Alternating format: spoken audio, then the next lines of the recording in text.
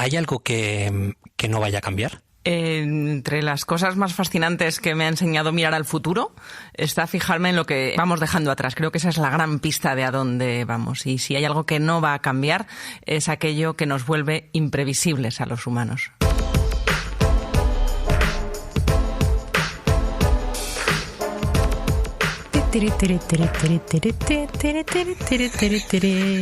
Muy buenas a todos y bienvenidos a 8020, el podcast de Reason Why. ¿Qué no va a cambiar y qué va a cambiar? De eso vamos a hablar. Hoy vamos a hablar del cambio. Me encanta, insisto, escuchar tu melodía y sobre todo cuando nos acompaña gente del mundo de los medios, del periodismo, que dice, no me puedo creer que de verdad la melodía sea Natalia entrando. Es brutal. Muy buenas, Natalia. Hola Marín. a todos, ¿qué tal? ¿Cómo te encuentras? Pues me encuentro muy bien, con muchas ganas de este podcast. Me gustaría que fuera un podcast profundo, metafísico y que le demos vueltas a la cabeza a ver si hacemos pensar a la audiencia también. Uh-huh.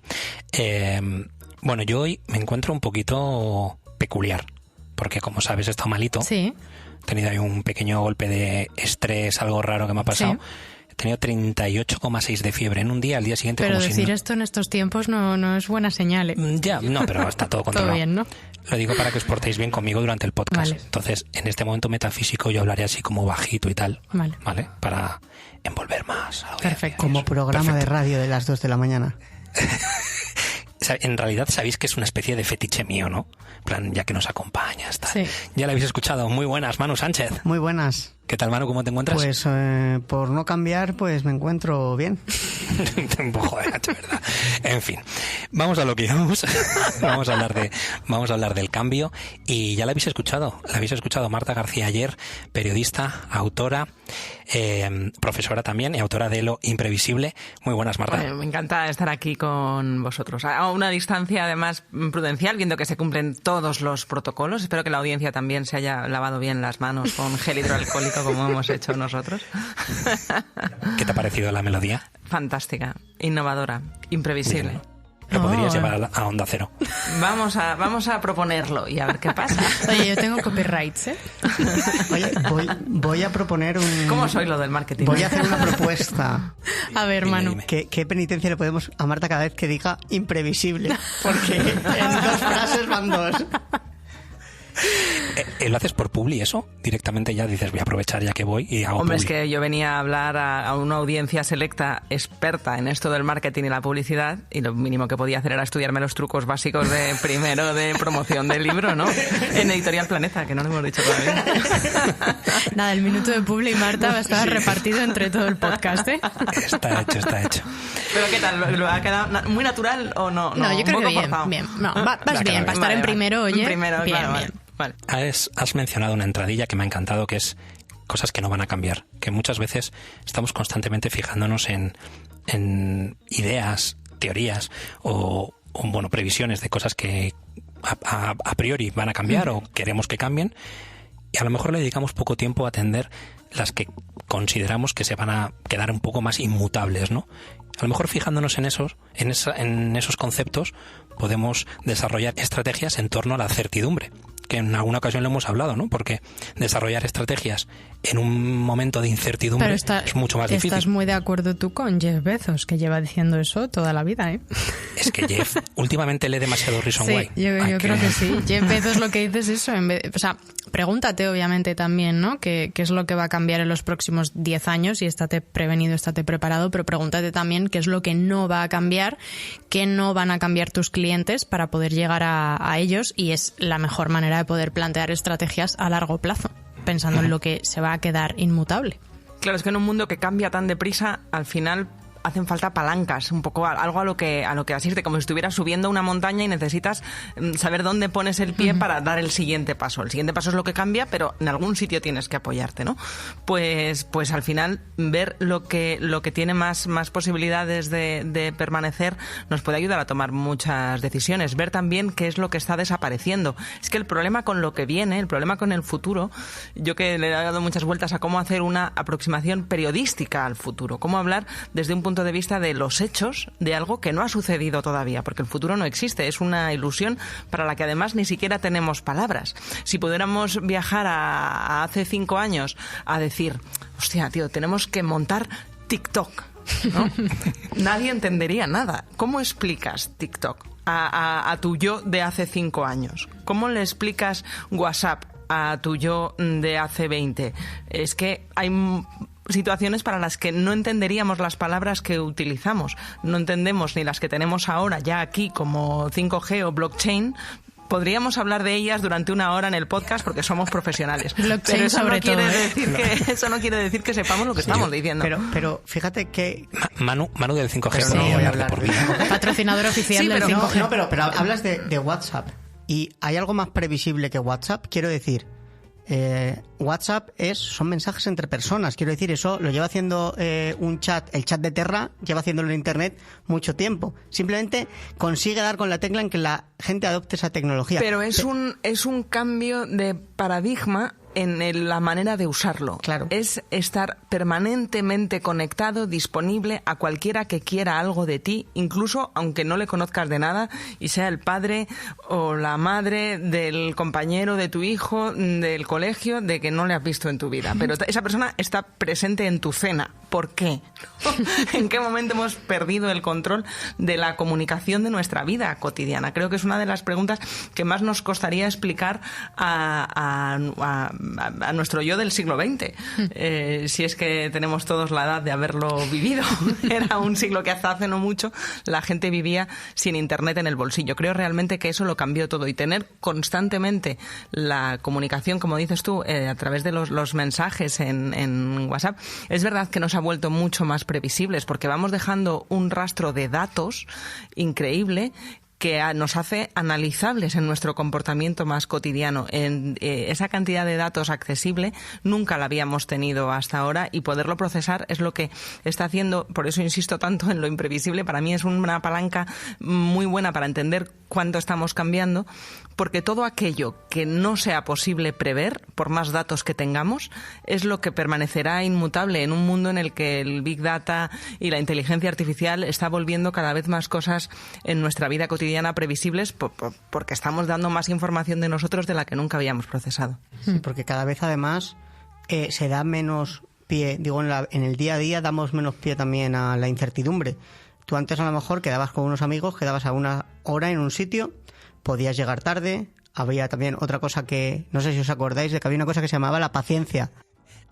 Antes estaba permitido llegar tarde y ya no, ¿Cómo es? Había una cosa que se llamaba cabina telefónica. Total, ¿no? Donde no, pero quiero decir, pero había una si cosa tenías un imprevisto, tenías que era la paciencia, y que sí, pues tú sabías que si alguien llegaba tarde, pues podía ser porque era el que siempre llegaba tarde, que ahora tiene la tecnología y sigue llegando tarde. Ahora avisa de que llega tarde. Ahora avisa de que llega tarde, pero claro, ahora si alguien no llega en 10 minutos, ya es muy raro. Sí. Le tienes el WhatsApp frito.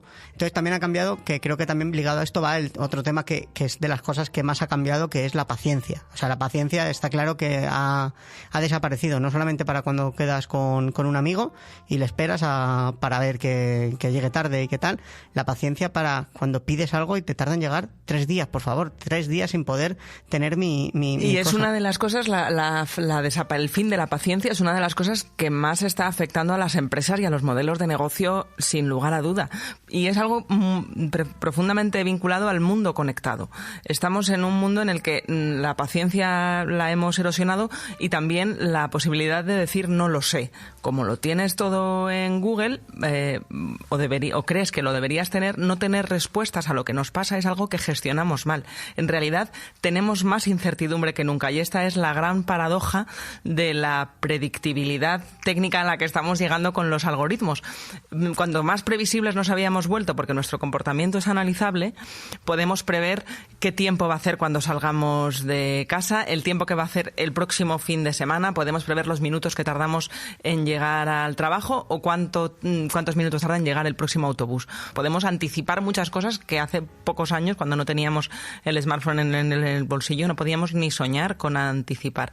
Podemos saber los hobbies de la cita que vamos a tener el fin de semana siguiente, antes incluso de conocer a la persona, porque hemos cotilleado sus redes. Tenemos un acceso a la información que nos reduce reduce teóricamente la incertidumbre y, sin embargo, está haciendo que vivamos con más incertidumbre que nunca todo aquello que no podemos prever. Porque hace 20 años o antes del WhatsApp, como decía Manu, el no saber por qué alguien llega tarde o no llega no generaba ansiedad. Simplemente son cosas que pueden pasar. No sabes que algo le habrá pasado, ¿no? Eso decíamos antes, algo le habrá pasado.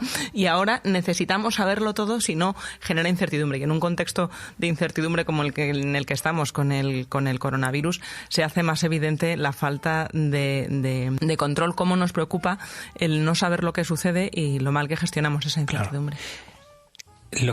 Lo que podríamos definir como certidumbre es la capacidad de saber y incertidumbre no saber. Y en cierta medida nuestra capacidad de saber se ha visto suplantada por nuestra capacidad de buscar, que es lo que decías está todo en Google, ¿no? Entonces no hace falta saber las cosas, con que sepas buscarlas bien.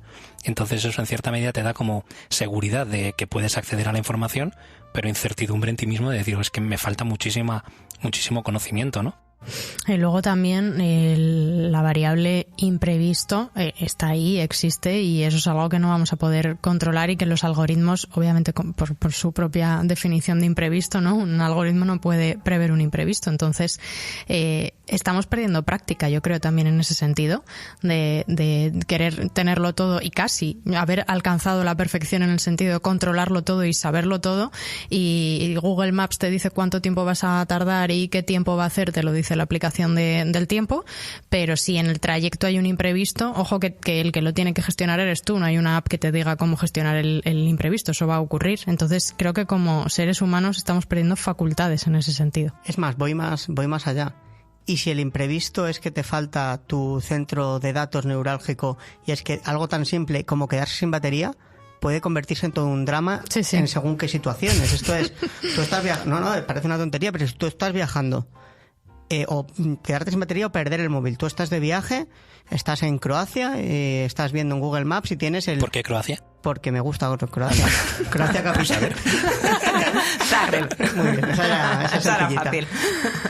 Estás en Croacia, pierdes el teléfono y tienes en el móvil la dirección del sitio donde vas a ir donde vas a quedarte a dormir. Tienes la reserva, tienes los billetes del avión que tienes que coger a la mañana siguiente. Tienes todo ahí. Pierdes el móvil y ya todo lo que tenías tan previsto pasa a ser un imprevisto, y un imprevisto gordo con solamente que te falle una tecla. ¿Por qué? Porque esa tecla es la que mueve todo. Hay que llevarlo impreso también, Manu. Plan B. Tú eres, Natalia, a ver un momento, estoy un poquito de 20. Sí, yo soy. Tú eres de las y no me digas que lo llevas en una fundita de estas de plástico. Por favor. Depende de la duración del viaje. Si me voy de finde, pues no. Pero si me voy en plan típico viaje a Cuba 2 semanas, hombre, llevo ahí mi briefing, todo, claro que sí. Sí. Me gusta poco la incertidumbre y me gusta tenerlo todo controlado. Soy así de maniática. En los viajes seguramente sea una de las situaciones donde más se note cómo nos ha cambiado la vida, el mundo conectado, a volverlo previsible. Y ahí se da la gran paradoja, que queremos que la vida nos sorprenda, pero a la vez queremos tenerlo, ¿verdad, Natalia?, todo bajo control. Sí, entonces, ¿cuántas aventuras de la historia, de la literatura y del cine y de nuestra vida emocional dejarían de suceder en un mundo con un smartphone? Creo que una de las razones por las que está fascinando tanto ahora series como Friends a las nuevas generaciones de adolescentes es porque casi todas las tramas que suceden en los capítulos de equívocos, si os fijáis, en realidad, si la gente tuviera móvil, no habría sucedido. Que todo se arreglaría de manera muy fácil. Y eso creo que nos está quitando espacio para la aventura y también nos está quitando práctica en la gestión de los imprevistos, que al final es la esencia de lo que nos diferencia de las máquinas en un mundo que cada vez se automatiza más. Los algoritmos son mejores que nosotros en las rutinas y en la gestión de imprevistos somos los humanos los que no tenemos competencia, pero claro, tenemos que ser humanos con capacidad de reaccionar. Estáis hablando de algoritmos, has hablado de series, Marta. A mí me gustaría recomendar una serie a todos nuestros oyentes, que es Devs. Es una serie que yo creo que todo el mundo tendría que ver, está en HBO. Es una serie en la que se habla de algunos conceptos que yo creo que vienen muy al caso en este podcast. Hablan del multiverso, por ponernos un poco esos metafísicos, ¿no?, que decía Natalia, sí. Pero sobre todo hablan del determinismo. Y el determinismo hasta un punto en el que intentan, a través de un algoritmo, definirlo. Definirlo y controlar el futuro, que es de lo que va el determinismo. El determinismo lo que dice, básicamente, por resumirlo, es que todo lo que vemos es causa de una es consecuencia de una causa. Y esa causa se puede analizar y, por lo tanto, al analizar la causa, se convierte en consecuencia de una causa anterior. De tal manera que puedes ir tanto hacia atrás como hacia adelante en el tiempo. Porque si tú ves un hecho, puedes determinar cuál va a ser el movimiento de ese objeto, de ese hecho, teniendo en cuenta cómo ha llegado a ser lo que es. No sé si me he explicado más o menos bien. Es profundo, ¿eh? Pero el determinismo básicamente lo que dice, y por resumirlo ya en una última frase, es que todo está, nunca mejor dicho, determinado hacia el futuro dentro de unos raíles. Y por lo tanto, aunque tú crees que estás cambiando, lo único que estás haciendo es continuar con lo que está definido para ti. En realidad tú cambias, no, en realidad tú simplemente estás avanzando porque lo que no hiciste en realidad nunca ocurrió. Tú tomas una decisión de coger el boli azul o el boli rojo y dices, no, cojo el boli rojo. Y crees que has tomado una decisión y has hecho un cambio porque habitualmente solías escribir con boli azul. Pero es que en realidad tampoco cogiste nunca el boli azul y por lo tanto no has cambiado nada, simplemente has continuado, ¿no? Dando por hecho que el tiempo es un tema lineal. Dando por hecho que efectivamente. Que aquí, si nos metemos ya más metafísicos todavía en temas de relatividad, cambiaría. Porque en este momento, en esta dimensión, en este plano, sí, está sucediendo así, pero igual en otra dimensión, si el tiempo no es lo que ha pasado ahora no es directamente vinculado con lo que ha pasado antes, porque pueden haber pasado momentos diferentes. Sería lineal, pero en multiverso. No tiene por qué no ser lineal. Pero sería un universo diferente. Entonces cada universo tendría su propio determinismo. Sí, claro. Claro. Bueno, en la búsqueda de cuánto de lo que nos sucede es o no previsible, pues tuve la fortuna de entrevistar a decenas, tal vez cientos de expertos en Big Data, físicos, matemáticos, y este es un campo de la física realmente fascinante. Hay mucha gente realmente extraordinaria. Bueno, eso dejemos que la audiencia lo juzgue. Pero Devs, sin duda, es una serie ahora muy de actualidad con esa idea de hasta qué punto, teniendo todos los datos disponibles, si pudiéramos albergar una capacidad de recolectar datos perfecta, podríamos entonces predecir todos los comportamientos. Bueno, pues los muy frikis del Big Data pensarán que sí. Y he conocido a muchos físicos que sostienen que si no anticipamos algo en nuestro sistema de datos es porque no teníamos los suficientes o no eran de la suficiente buena calidad, porque con los datos pasa como con los churros, que al final depende de cómo le echas, cómo haces la masa. Luego el churro te sale mejor o peor, está más rico. ¿Nos podemos quedar con ese titular? Por supuesto. Los datos son como los churros. Es como el Big Data tiene, al final la masa es la clave. No solo es cuánta harina le eches, sino de qué calidad es y cómo la amases y cómo está programado el algoritmo. Porque a veces hablamos del algoritmo como si fuera una mascota que tenemos en casa. El algoritmo, fíjate lo que me ha dicho, ¿no? Mira qué anuncio me ha sacado en Instagram. Pero no, eso lo ha programado alguien y depende de lo hábil que sea, pues estará mejor o peor capacitado para predecir nuestros comportamientos. Pero cuando creíamos tener la ilusión de que vivimos en la década que va a ser marcada por lo previsible, por la capacidad de gestión de datos que haga que nos anticipe cuál es el producto que más se va a vender este fin de semana, cuántas camisetas rojas de la talla L va a vender una tienda en el barrio de Salamanca con respecto al barrio del Pilar. Todas esas capacidades tan extraordinarias que tiene el Big Data ahora mismo para predecir muchos de nuestros comportamientos de compra, por ejemplo, se van al garete cuando llega algo verdaderamente imprevisible, como lo que nos ha pasado con la pandemia. Los algoritmos se volvieron locos. Eran incapaces de predecir si durante el confinamiento a la semana siguiente íbamos a querer hacer pasteles o magdalenas. Se agotaron las bicicletas estáticas. De repente llegaron una serie de comportamientos humanos marcados por lo imprevisible. Me parece súper previsible. Claro, pero al algoritmo no. ¿Qué pasó? Que los grandes retailers tuvieron que dejar de lado la capacidad de cálculo matemático y hablar con los gestores de compras y preguntarle a los humanos y preguntarle a la gente que tenía psicología y que también estaba encerrada en casa en pijama, y entonces era mejor un humano capaz de ponerse en la piel de otro porque entendemos lo imprevisible, pero la máquina que procesa millones de datos de cuántas cervezas se han vendido un 14 de marzo, pues no podía compararlo con la anterior pandemia. Entonces el algoritmo estaba perdido y los grandes retailers tuvieron que delegar más que nunca la intuición, que es algo profundamente humano, de acumulación de conocimientos que tenemos por llevar milenios en el planeta, claro, aprendiendo las cosas que a ti efectivamente te parecen obvias. De pues claro, ¿cómo no se van a vender las bicicletas estáticas si estamos todos subiéndonos por las paredes? Pero la máquina eso no lo sabe porque no siente, como tú, la angustia del confinamiento. O porque no tiene el dato de la anterior pandemia. Porque en la siguiente seguro que se lo sabe.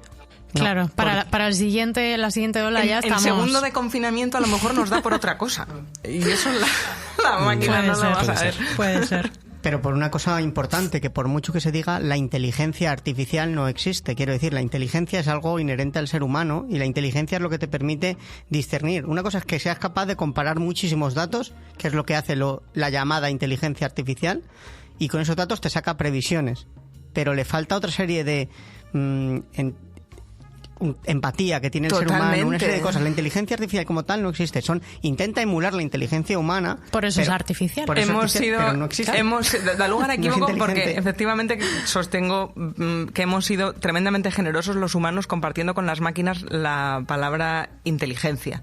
Ahí realmente inteligencia es algo mucho más complejo que poder ganar al campeón de ajedrez, porque a lo mejor ese algoritmo capaz de ganar fácilmente a la persona que mejor juega al ajedrez del mundo, luego no sabe diferenciar un perro de un gato, ¿no? Que es algo que cualquier niño de 3 años sabría hacer porque habita en este planeta y tiene 5 sentidos, que la máquina todavía no tiene. La inteligencia es algo mucho más complejo y todavía no es capaz de hacerlo, pero bueno, hay mucha gente trabajando en esta rama del conocimiento para enseñarle a las máquinas a tener sentido común, que es lo más complejo. Eso que acaba de entrar es el sonido del teléfono de Manu.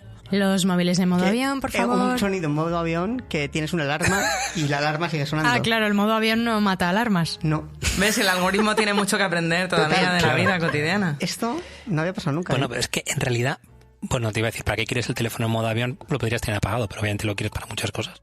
Claro. Oye, claro, ya es que tendría que haber un modo podcast. Es que es muy raro esto. Está en modo no molestar y ha decidido que te va a molestar. Va a molestar. Bueno, nos ha dado pie a poder hablar de él. Dale, Natalia, dale. No, os iba a decir que ya que habías mencionado lo de la intuición, que es algo también, es algo muy humano y es algo muy yéndonos más atrás de lo humano, muy animal, ¿no?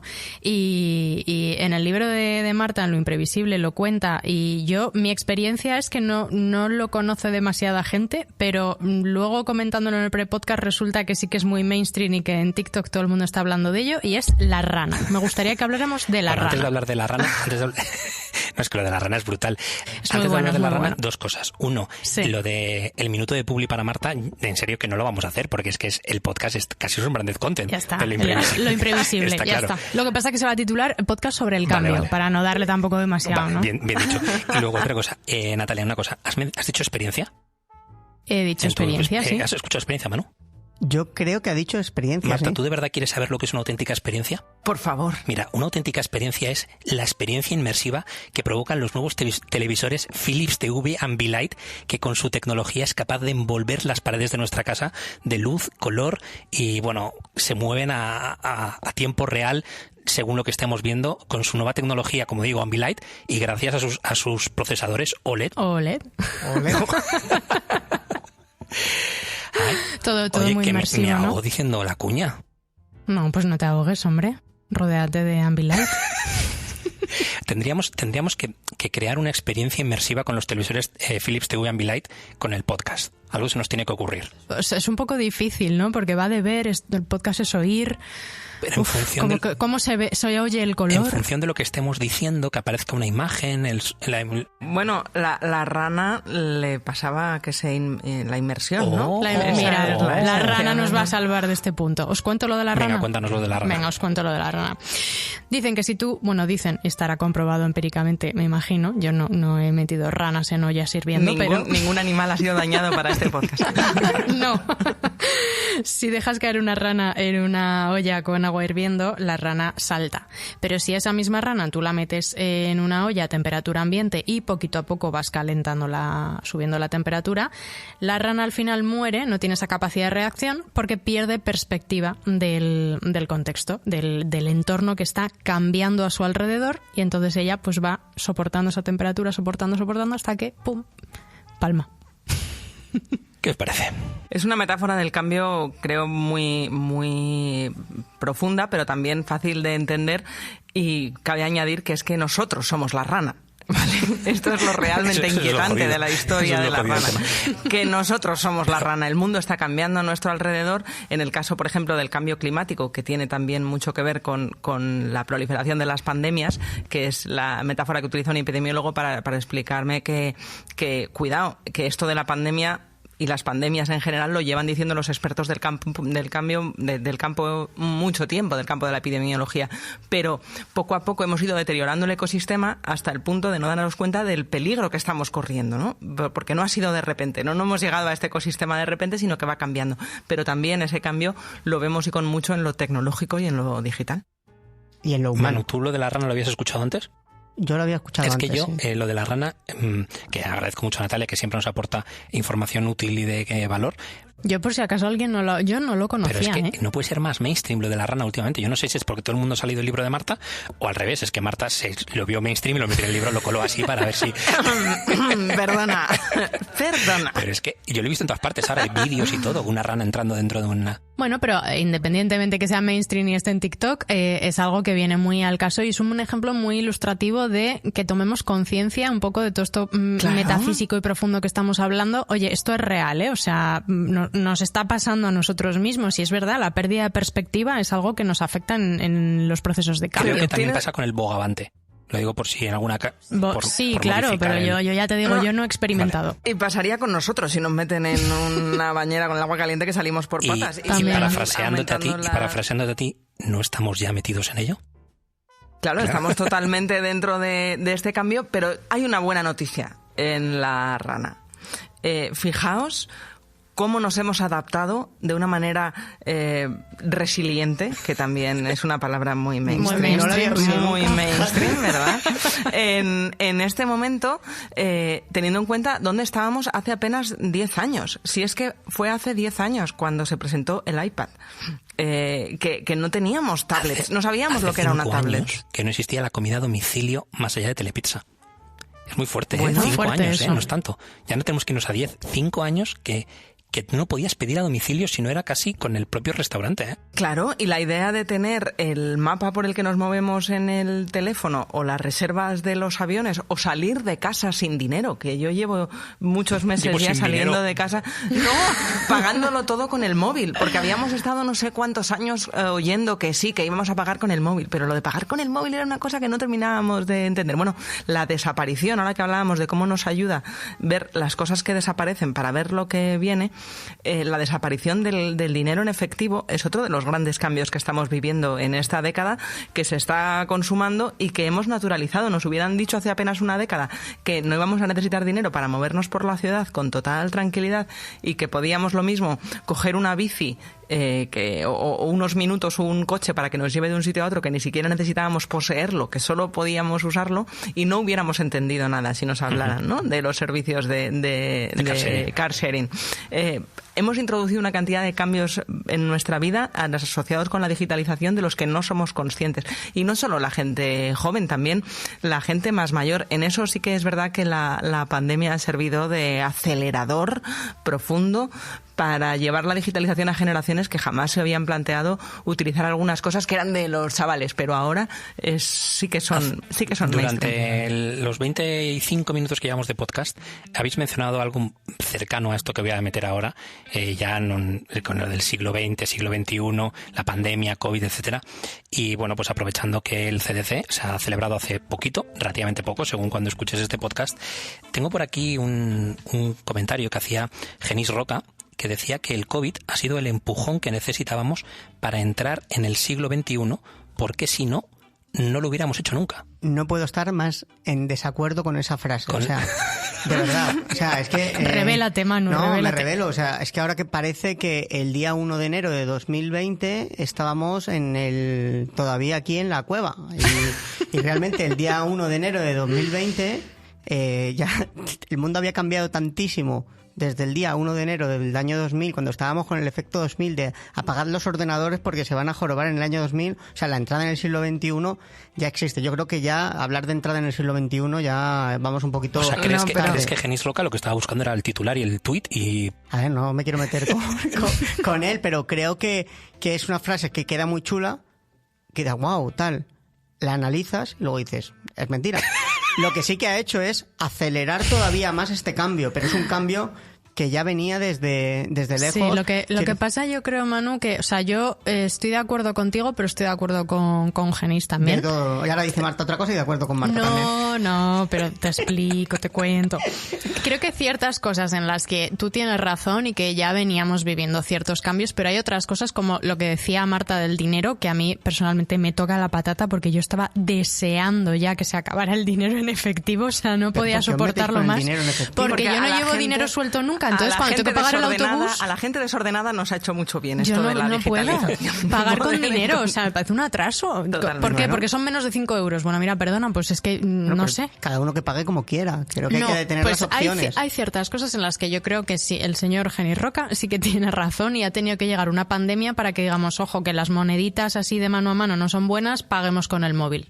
Pues no solo porque coincidí con Genís Roca en el Cursal, en el CDC, que la verdad fue interesantísimo esta y otras muchas reflexiones de las que planteaba, pero creo que tiene mucha razón. Es verdad que la anécdota de si comienza o no el siglo XXI y dónde, la tendremos que ver con perspectiva. Muchos historiadores sostienen que el siglo XX no empieza en 1900 ni en 1901, sino en el XIV, con la Primera Guerra Mundial, que es cuando realmente se produce el cambio de época y mentalidad. En el siglo XXI se venía diciendo que había sido en el 11S, con las Torres Gemelas, el acontecimiento, o sea, que no es el 1 de enero del año que cambia el siglo cuando cambiamos de época, sino con algo que profundiza ese cambio. Claro, pero claro, cuando decíamos... En el año 2020 eso ya está roto, porque cada año podemos cambiar tanto que es una nueva época. Pero eso solo nos lo enseña la perspectiva histórica y realmente no sabemos hasta qué punto y cómo de profundo va a ser el cambio que nos produzca la pandemia. Lo que sí que sabemos ya hoy es que hemos acelerado más la digitalización en 8 meses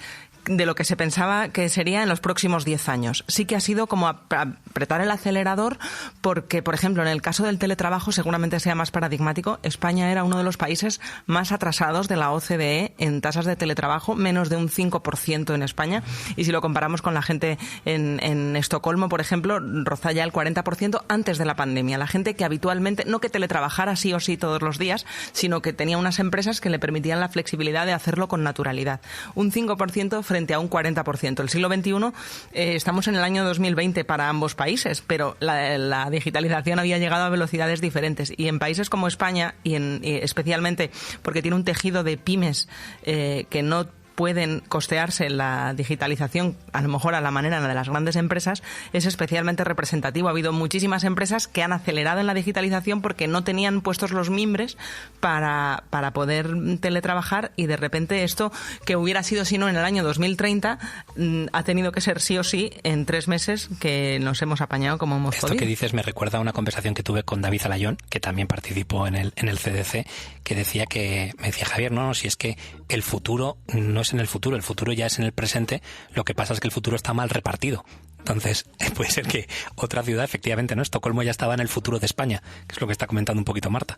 Que... No metafísico estás tú, ¿eh? Me has hecho mucho caso. Claro, estoy intentando llevar el podcast. Muy profundo. Te estoy intentando hacer caso.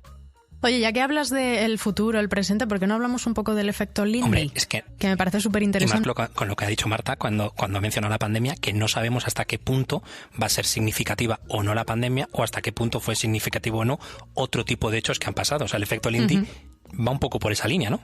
Va un poco por ahí, sí. El efecto Lindy lo que habla es, bueno, es tratar de predecir el futuro, cuánto tiempo van a durar las cosas no perecederas. O sea, un tomate pues más o menos nos dura a todos una semana en la nevera, según si tengas mejor o peor frigorífico. Efectivamente, podríamos hablar de eso un rato también. El tuyo es mejor, seguro, pero hace ruido.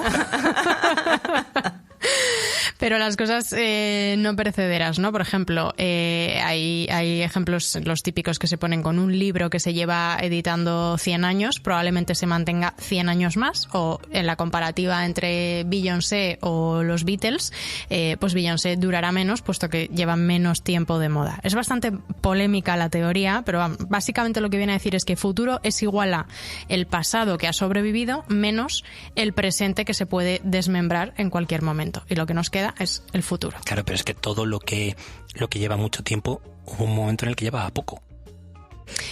Sí, pero en comparación con otras cosas que llevaban menos, pues al final eso sobrevivió. Yo no voy a defender aquí la teoría del efecto Lindy porque no sé, me pasa un poco como lo que decía antes, no sé si estoy de acuerdo o en desacuerdo, pero es para darle vueltas a la cabeza. Yo entiendo que si ahora analizamos cuánto de repercusión ha tenido Michael Jackson en los últimos años, en función de cuántos años lleva teniendo repercusión, pues el algoritmo te dice que va a tener más éxito que Bisbal. Que efectivamente, que dentro de 100 años Michael Jackson seguirá vivo y Bisbal no seguirá vivo. Vale, pero es que en el año 1980 Michael Jackson estaba empezando. Entonces, si le hubieses preguntado al efecto Lindy, te hubiese dicho que Michael Jackson no llegaba a ningún sitio. No sé, es un poco raro.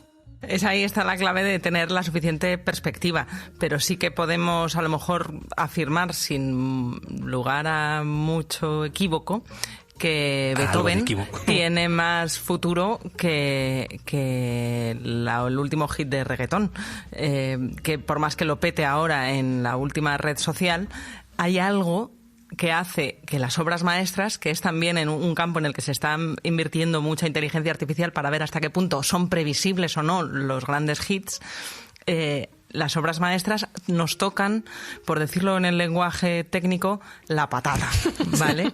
Y hay algo que hace que, volviendo al origen, a la pregunta que me hacías al principio del todo, lo que no cambia, que son las emociones. Aquello que consigue conectar con las emociones, las grandes obras maestras lo son porque son universales no solo geográficamente, también atemporales.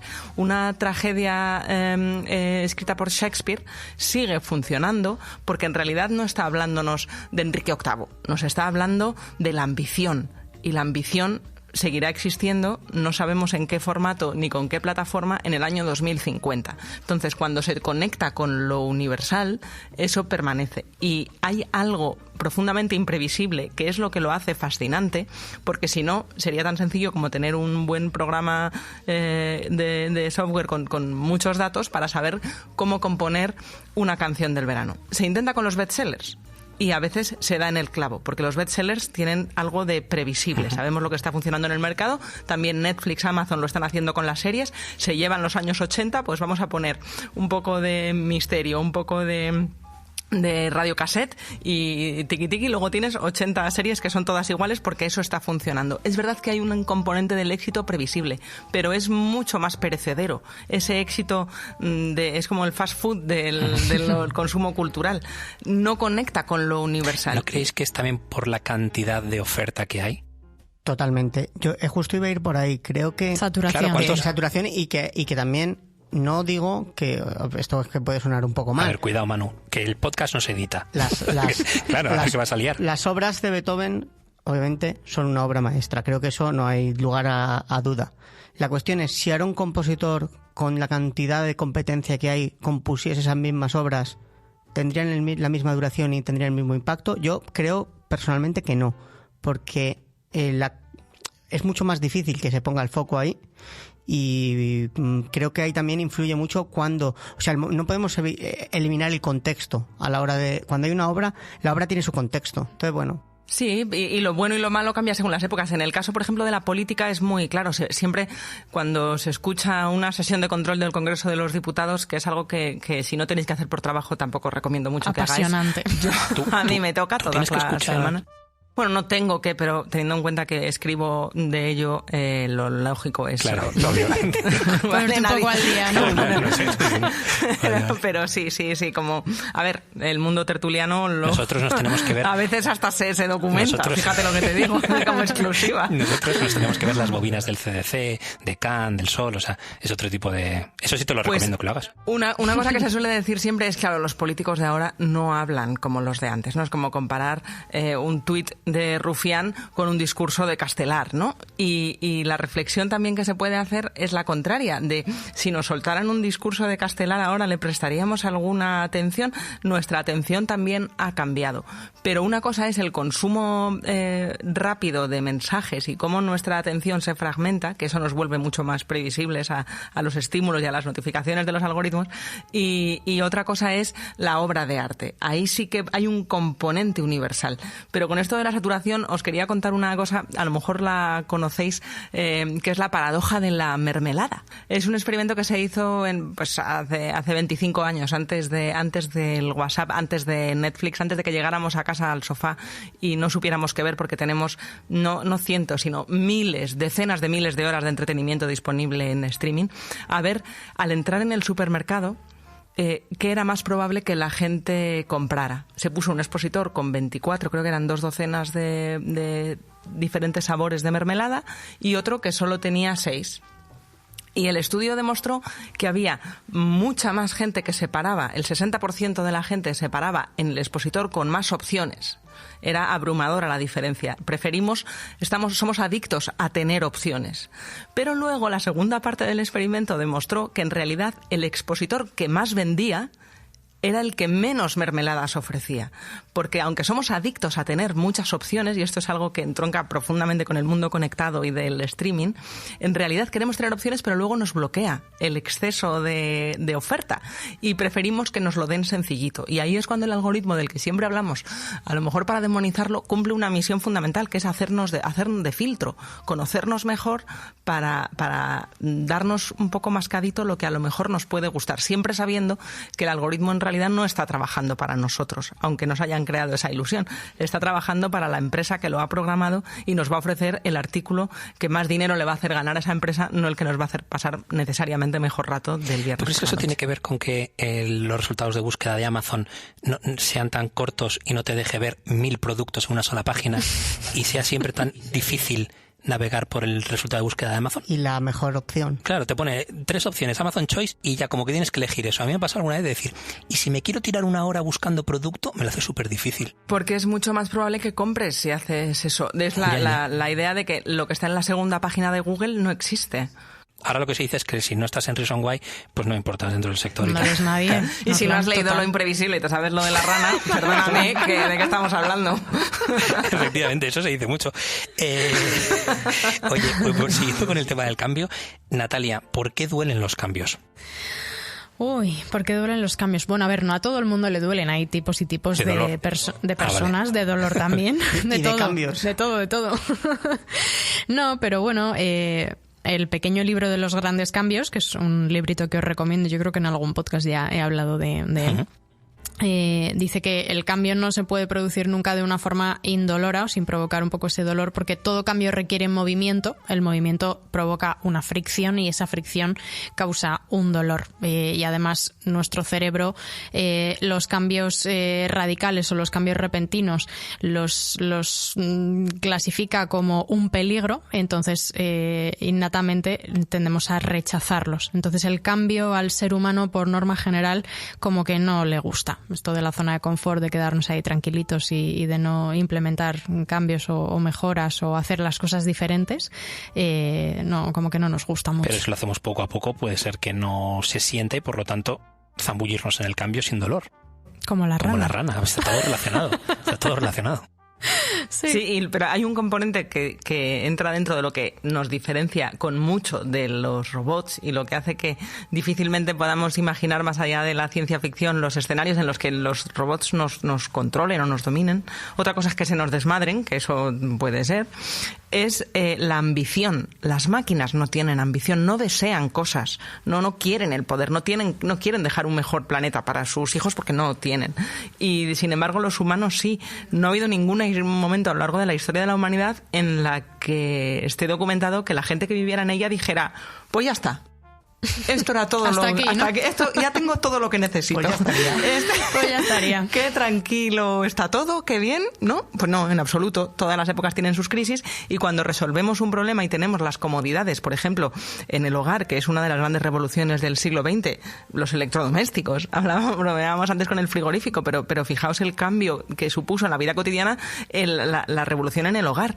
Pues no, en el siglo XXI no dijimos, bueno, pues muy bien, lo del hogar ya lo resolvimos en el 20, ahora vamos con otra cosa. No, seguimos queriendo aumentar el confort y las cosas que siempre, porque somos profundamente vagos, que es otra cosa que las máquinas no se pueden permitir. Reducimos al mínimo el esfuerzo siempre que podamos por una cuestión evolutiva. Cuanta más energía podamos ahorrar, mejor. Entonces, como somos vagos y ambiciosos, el mundo nunca nos convence del todo. Oye, la gente está escuchando, vamos a seguir con el cambio, pero la gente está escuchando que hacéis gracias del frigorífico, pero no han estado con nosotros en el pre-podcast. Entonces, no han estado. Pero de tu frigorífico hemos hablado ya en algún podcast, pero a lo mejor encima, también, ¿no? Por encima, es que claro, a ver, yo os aclaro rápidamente para que esto quede, para despejar todo tipo de dudas en torno al frigorífico. Es que me compré un frigorífico hace no mucho y un tope de gama, ¿vale? De estos que cuando te lo compras dices, voy a hacer una foto. Ya tengo lo que necesitaba para la historia de la evolución de la humanidad. Eso es un cambio. Sí, de hecho que te despiertas y dices, voy a abrir el frigorífico aunque no tenga hambre solo para el momento, ¿no? Vivir la experiencia. Sí, efectivamente. Pues mira, eso lo podríamos haber dicho para introducir a Philips antes. Entonces, de estos brutales, doble puerta francesa, tal, innovación brutal. Y lo mejor que tiene mi frigorífico es que es silencioso, ¿vale? Tope de gama silencioso. Dentro de las gamas de los silenciosos, de los más silenciosos. ¿Pero cómo de silencioso realmente? Pues en concreto tiene 30 y muchos, pero por debajo de 40, que es lo que significa silencioso. Y el problema que tiene efectivamente, Marta, es que siempre es silencioso. Es decir, que siempre hay un mínimo de ruido constante. Entonces estoy tan agobiado que lo voy a devolver. Porque hay un zumbido así como... No es así... Esto es ASMR. Claro, pero es así solo. Constante, todo el día, 24 horas. Entonces estoy deseando comprarme uno de los malos, de los de 180 euros así, y que suene mucho, pero pocas veces. ¿Sabes? Estoy en ese punto. No tiene nada que ver con el cambio, pero... O bueno, me he cambiado de frigorífico. Sí, y te vas eso a tocar es un cambio. volverte a cambiar. Otra vez, el recambio. Moraleja, ¿cómo lo llamamos esto? El cambio no es una cosa que hablas tú cuando hay un cambio. El cambio es una constante, yo creo. Siempre está en proceso, siempre se está cambiando. Uy, Manu se está poniendo Heráclito. Nunca hubiera pensado yo que mi frigorífico hubiera dado paso a Heráclito. O sea, es impresionante. Porque era imprevisible. Bueno, ya basta, ¿no? Luego echamos cuenta. Oye, una cosa, Manu. Esto de cambiar y descambiar. Yo sé, tú vas a descambiar la nevera. Claro, yo sé que a Manu esto le hierve la sangre. Le pone el pelo largo. Ay, a mí me encanta. A ver, Manu. Cuando te dicen... Voy a alzar a descambiar esta camiseta. Soy profundamente reivindicadora de descambiar. Por llevarte la contraria. Por la cara que me estás mirando, por ahí no paso. Es como... del buen uso del descambiar, o sea, que tú te compras una camiseta, la cambias y luego vuelves a hacer a decirme, no, que sí que la quería, porque eso sería descambiar. ¿Sabes qué pasa? Hay un componente profundamente humano también, que es el emocional. Y descambiar es una palabra que usaba mucho mi abuela. Es como una palabra de abuela, como concreta, ¿no? Pues descambiar. Y descambiar sí está en el diccionario de la RAE, porque esta discusión yo la he tenido más veces y reivindicando la memoria de mi abuela. Has llegado a tirar algo contra la pared, reivindicándola.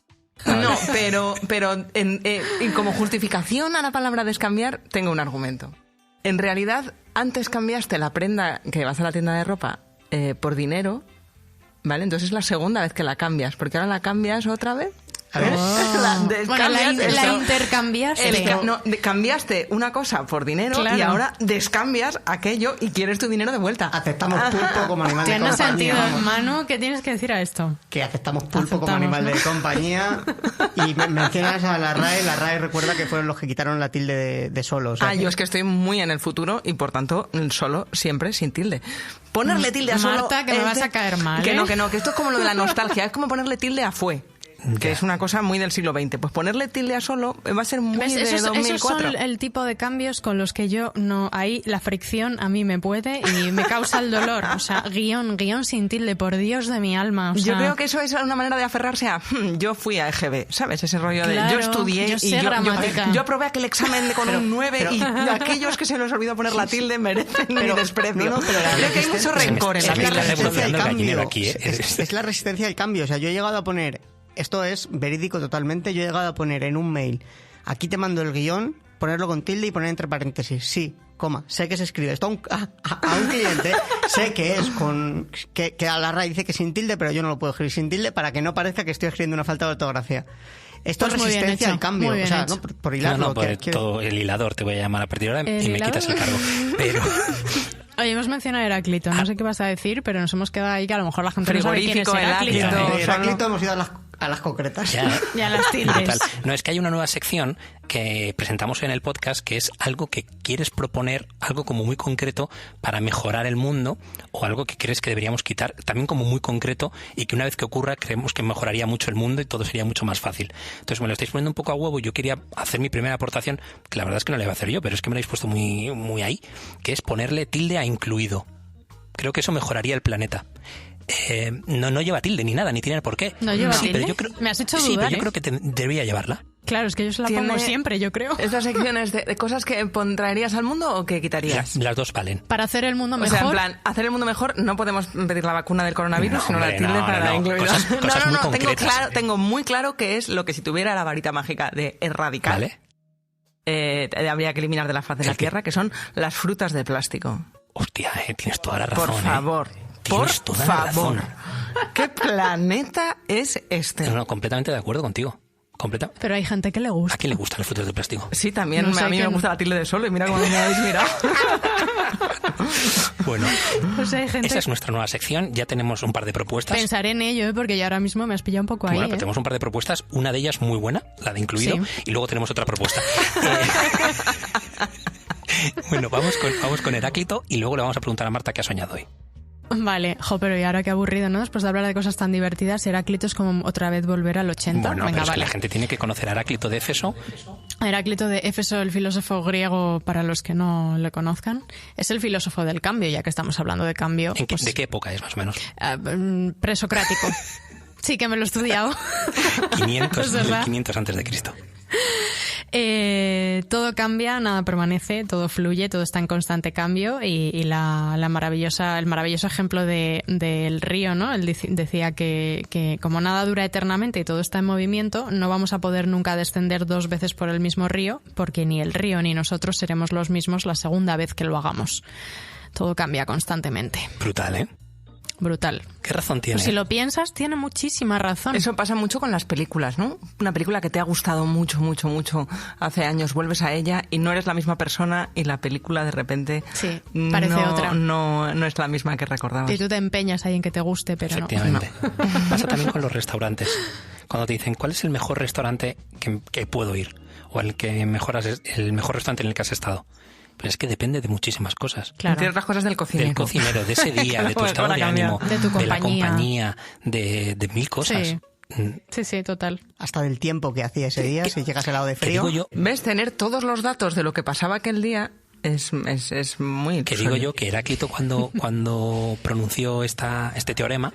le llevó tiempo a hacerlo. Sí, pero que le iba a decir a él que 2500 años después estaríamos nosotros hablando de ello, poniendo ejemplos de restaurantes y de películas. Hombre, no, pero te digo, metafísico. El Feng Shui, que a lo mejor sí que es algo que nos suena un poco más que Heráclito, es precisamente la filosofía de Heráclito, ¿no? Es esa resiliencia y ese, pues fluyamos y todo cambia, yo me adapto y ya está. Pero que venga lo que sea. Ahí lo que permanece es esa sensación. O sea, que no hemos cambiado tanto desde Heráclito para que la manera en la que él describía cómo vivimos el mundo todavía tenga sentido tanto tiempo después, en una época en la que los retos y los problemas son diametralmente diferentes, pero permanece. Al final, los humanos nos entendemos, podríamos empatizar con el Heráclito de hace 2500 años y eso quiere decir que no somos tan diferentes en el fondo, ¿no? No hemos cambiado tanto. Porque la esencia humana es lo que permanece. Y al final es inteligencia. Es que vuelvo un poco Estamos a punto de ser prólogo del libro de Vips, así que cuidado. Pobre Manu. Ojo, no, porque en la esencia no todo es bueno. Cuando pensaba que hablamos iba a de decir que la mi libro está esencia... en el Vips. Cuando... Que seguro. Yo Dios mío. no sé Dios si mío. sigue habiendo libros en ¿Sabes el qué? Vips. Yo creo que eso es de No, Juno. cerraron Creo la que tienda eso ya. es de ¿Sabes que a Juno. veces, Eso sí ¿sabes, cambió. Marta, que esto a veces me pasa que hago este tipo de comentarios y luego en el podcast siguientes, dentro de 1 o 2, llega alguien del Vips que me trae Natalia y digo, Dios mío, Natalia, como haya escuchado el podcast, la que he liado. No, pero en la esencia, para que no parezca que nos ponemos así trascendentes o aspiracionales y tal, en realidad en la esencia del ser humano hay cosas buenas, pero luego hay otras realmente deplorables que también permanecen. Yo le dedico un capítulo entero a la estupidez porque creo que es fundamental para entender por qué las máquinas no pueden entender del todo a los humanos, porque hacemos cosas que no tienen ningún sentido. Bueno, Iba a es haber muy dicho un fácil. taco, pero lo he cambiado. Algorítmicamente es muy fácil eso. Hace exactamente lo contrario a lo que te diga el algoritmo. Entonces el algoritmo lo saca la solución. No, Pero porque ser la estúpido no es solo ser hacer lo estúpido, contrario. ser estúpido es ir incluso en contra de tus propios intereses. Eso no hay, o sea, tú coges un ñu en medio de la sabana y no es tan tonto como alguien que se quiere hacer un selfie al lado del león, Ya. ¿vale? El ñu nunca se haría el selfie al lado del Oye, león porque sabe una que se juega cosa. la vida a los humanos. Tienes Sí. razón. Os digo una cosa, para no ser estúpidos hay que estudiar un poco, ¿no? Y hay que formarse y hay que aprender, yo creo, Tienes razón. ¿no? El saber nunca ocupa lugar. Efectivamente. ¿Y qué le recomendamos a nuestro público, a nuestra audiencia, si quieres saber y que no le ocupe lugar? Bueno, pues nuestra recomendación es que lo hagas en ESIC Business School, que precisamente, pues en relación a muchos de los temas que estamos hablando, tienen bastantes másters, MBAs y posgrados. Tienen uno de tecnología concretamente, que Marta, no para hablar de los datos, los algoritmos, probablemente ahí aprendas sobre ello. ¿Y no tiene ninguno sobre cambio? O sea, un máster de cambio. Un máster de cambio, no, pero se lo podemos plantear. Pero es oye. al revés. O sea, con tanto cambio creo que el estar constantemente formándose y el estar constantemente a la última es más necesario que nunca. Y esto ya no por público, que también, pero que No, es una no, realidad. tienes toda la razón. O sea, es una consecuencia también del cambio y por llevarlo también un poco a... Que también. Oye, Marta, ¿qué has soñado hoy? Ay. Pues mira, he soñado muchísimo. Yo madrugo mucho porque por las mañanas también os hago madrugar a todos los que escucháis el programa de Alsina y os pregunto capitales. Pero he soñado muchísimo y fíjate que tenía de deberes acordarme de lo que he soñado y soy incapaz de recordarlo. Pero el soñar intensamente es algo que está estudiado, ha sido muy habitual durante el confinamiento. Y no sé si es porque ahora volvemos otra vez a estar inundados de noticias del coronavirus, el inconsciente también busca su escapatoria y hay una profesora de Harvard fascinante que estuvo estudiando, pidió a todo el mundo que estuviera soñando cosas durante el coronavirus, que le enviara sus sueños y dice que es la primera vez en la historia de la humanidad, ella que ha estudiado los sueños a lo largo de la historia en grandes momentos de crisis como la Segunda Guerra Mundial o el 11S, momentos realmente de shock, en el que los mismos sueños se iban repitiendo en diferentes lugares del mundo que no tenían nada que ver porque nunca habíamos vivido una situación en la que más de 1.000 millones de personas se tuvieran que confinar a la vez. Y entre los sueños recurrentes... Claro, el contexto no sé se hace muy global. Claro, el contexto se hacía global y el encierro también lo era, pero era un encierro con wifi, que esto también era novedoso. Y la idea de los monstruos y los insectos como metáfora del virus, pues fueron una constante. Y yo es verdad que esos sueños de los monstruos los he tenido, pero no como angustia. A mí mi angustia eran los deadline. La angustia de tener que terminar de escribir algo, ese sí que es mi mayor monstruo. Medio me has respondido, más bien tirando a no, aunque me has contado algo muy interesante. Entonces, para cubrirte las espaldas, te cuento yo el sueño que he tenido. Por favor. Me he levantado a las 3 de la mañana, que no sé si era un sueño o era un delirio. ¿A la nevera? No. No, pero podría haber sido. A borrar un email que había enviado que nunca había llegado a escribir. O sea, estaba soñando. O sea, acordaros que tenía 38.6 de fiebre. O sea, imaginaros el momento de mi cabeza dando vueltas al mismo sueño. Pues yo estaba soñando. Me ha costado justo leyendo un comentario en LinkedIn, un profesional de la industria que hacía un comentario y me ponía a darle vueltas y digo, ¿qué razón tiene? Me he puesto a soñar sobre su comentario, sobre cómo nosotros tendríamos que introducir eso en nuestro proceso editorial. Y entonces me he puesto a soñar con que enviaba un email a redacción y pum, y diciendo, madre mía, lo he hecho fatal, lo he hecho por la noche, seguro que no... Bueno, tanto es así, que tan mal estaba que me he levantado a las 3 de la mañana para intentar borrar, que no se puede borrar un email, pero intentar borrar un email para que no lo hicieran hoy por la mañana porque creía que no estaba bien hecho. Y claro, cuando me meto en mi email, y literal que me he levantado, me he metido en el email y digo yo, pero primero, ¿cómo voy a borrar un email? Y segundo, ¿cómo voy a borrar un email que no he enviado? Qué loco, ¿eh? A mí eso me ha pasado alguna vez también, de soñar que he enviado un email o un Slack y luego al día siguiente, oye, ¿no has hecho esto, tal? ¿El qué? Si no me has dicho que haga nada. Y es que lo había soñado, que le había pedido a la persona que hiciera algo. Sí. Vaya muy para crazy. jefe, ¿no? Sí. Oye, ¿qué pasa? Que no me... Bueno, me pasó una vez. Total. Creo que nunca he contado aquí mis sueños, pero es que esta mañana me he acordado y era un sueño muy basiquito y muy estúpido. Incluso hablabas de la estupidez. He soñado, que va un poco también con esto de la nueva economía y el cambio, que era como si fuese como un rider de algunas de Globo o algo de esto. Yo iba con mi bici por Madrid, pero estaba tan feliz dando vueltas con mi bici entregando cosas. O sea, os lo juro, ese ha sido mi sueño, pero no era un sueño agobiante o pesadilla o tal. Necesitabas el mundo exterior, claramente. Estabas soñando con que eras rider de Globo. Y eras feliz. Se iba repartiendo paquetes que volaban. ¡Toma! Sí, no, realmente era como que tenía un punto, ya aquí me meto un poco más tenía un punto casi de videojuego. Yo iba aquí con tal, a lo mejor no tenía que entregar el paquete físico, como un videojuego tú te acercas ya allí y ya el paquete se ha entregado, no tienes que Oye, Manu, ¿nos podríamos hacer riders como experimento social a ver qué tal es? Podríamos hacerlo, a lo mejor. A lo mejor sí. te invito a hacerlo. Oye, no es broma, ¿eh? En vez del gym, vas con tu bici, tal. Pues sí, podríamos hacerlo. Sí, lo que pasa es que ahora estamos entrando ya en el invierno un poco duro. Pues más razón para hacer el experimento social. ¿Os comprometéis, Pues no? A mí no me importaría, ¿eh? ¿Se puede ser rider fin de semana? Tampoco... Sí, realmente. ¿Sabéis que es una de las profesiones que se está robotizando? ¿El rider? Porque tiene mucho de rutina, en realidad. Claro, es que todo lo que tiene rutina se puede... Todo lo que es una rutina tarde o temprano se automatizará, y ya hay ciudades, en España no he visto que todavía haya ninguna iniciativa, pero a Europa ya ha llegado, en Reino Unido y en Estados Unidos cada vez más, de vehículos autónomos que son mini robots que van repartiendo la comida a domicilio, porque simplemente desde el móvil el restaurante puede pedir que vaya el carrito, con el código lo metes dentro y eso es un carrito autónomo que, como va por la acera, es menos inquietante que un coche autónomo, y entonces sí que se han tenido los permisos para circular. Entonces, en el fondo, también tiene mucho de rutina, salvo que aparezca un perro o un niño con un palo y entonces tiene que aparecer el del videojuego que decías, Manu, que es el que se encarga de gestionar los imprevisibles. Al final de la cadena del robot siempre hay un humano gestionando los imprevistos. En Black Mirror hay un capítulo que empieza con un crimen, si no me equivoco, que lo descubren por la cámara de uno de estos entregadores de comida. Ahora que has mencionado lo de los repartidores y lo automatizado, yo recuerdo en la universidad, en una ocasión nos preguntaron cómo veíamos el futuro, y que yo no he acertado ni por asomo, y me he acordado de lo que yo dije, y yo proponía ciudades con tubos como los de los supermercados cuando meten el dinero que sube para arriba y nunca sabes dónde va y se mueve a algún sitio que te imaginas que llega en un microsegundo y ya está ahí en la supercaja del supermercado. Yo el futuro, pues yo me imaginaba así que tú cogías un paquete y decías y se iba directo a la otra punta de Madrid. Eso lo imaginaba Julio Verne en el siglo XIX también, así los periódicos del futuro los imaginaba así. Era la conexión. Uh-huh. En el fondo era una banda ancha, ¿no? Decimonónica. Yo me imaginé, no sé, creo que me lo pidieron también en la Igual universidad. Fue en la misma clase. Igual fue la misma clase, el mismo profesor, no lo sé.